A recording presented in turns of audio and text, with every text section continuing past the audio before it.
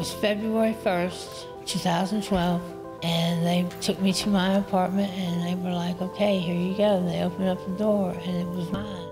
9 years later, and the joy of being in her own home still hasn't gotten old for Tabby Burns. I'm like a little kid in a candy store. It's a far cry from the years she spent lost in the streets. I've lived in tents, I've lived in camps, tent cities, I've lived in porta-johns, I've lived in cars. Homeless and addicted, Tabby says she struggled to get clean.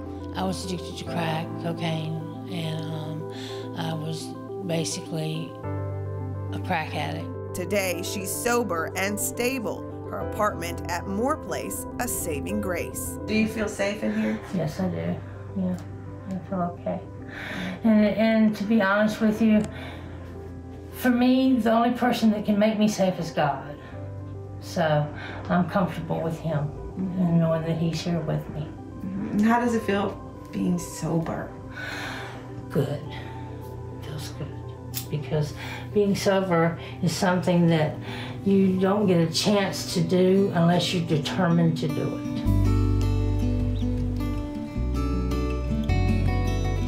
GENA Robinson is the director of Moore Place, a permanent supportive housing complex in North Charlotte built in 2012 to house the chronically homeless.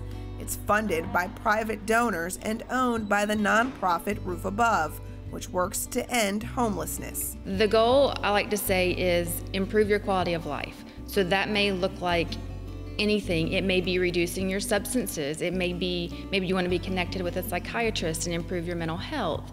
Maybe it's you want to learn how to cook. You want to learn how to take care of your home. This is one of 120 units here at Moore Place. Each one comes with a standard kitchen, a sofa, a desk, and even a bedroom set. And for many people who have been formerly homeless, it's also a place of new beginnings. And now there's more reason to be excited. In 2020, Roof Above announced the $5.5 million purchase of a Quality Inn hotel off Clanton Road in Southwest Charlotte. Modeled after Moore Place, the hotel will be converted into 88 apartments for the chronically homeless. Social workers and support staff will also be on site. How will you go about selecting who gets housing and who doesn't? We target folks who have been homeless a long time and have disabling conditions, so people who really need some robust supports to be successful in housing. We have a core belief that by virtue of being human, everyone's ready to be have the safety, stability, and dignity of home, but some people need some additional supports to be, successful in keeping home. She says renovating the hotel is more cost-effective than building from the ground up. Right now, Charlotte's affordable housing crisis at an all-time high. According to Roof Above CEO, a person working 40 hours a week must make at least $17 an hour to afford the average apartment. Those with no financial safety net or family support are the most vulnerable to homelessness.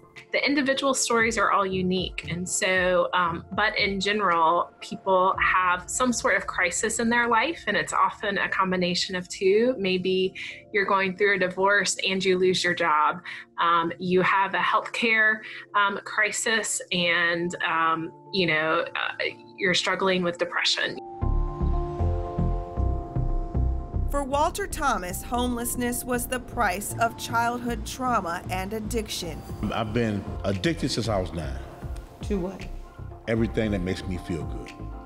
And while Tabby has remained sober and embraced her home at Moore Place, Walter admits his journey to stability still feels almost too good to be true. I still have a tent out there right now.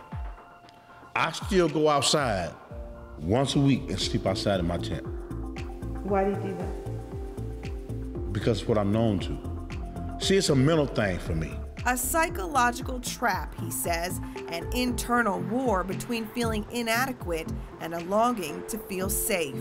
Everybody expects you to change just like that. But if I've been doing something for a long period of time, what do you expect? Here you put me in this place for 30 days, and I've been on the street for 37. So I've been doing everything I need to do for being on the street, and all of a sudden I get into this great place. think things are gonna change just like that? Still, he's grateful for the staff and housing support he's received at Moore Place. His dream to go back to school, but the journey to recovery continues. I'm learning how not to be insecure. I'm learning how my main goal is to stay humble. You know what I'm saying? Because this place was given to me for a reason. A reason to have hope with a roof above. For Carolina Impact, I'm Sarah Colon-Harris. We hope you enjoyed the story. If you don't want to miss any more great stories about the Charlotte region, please subscribe to our YouTube channel.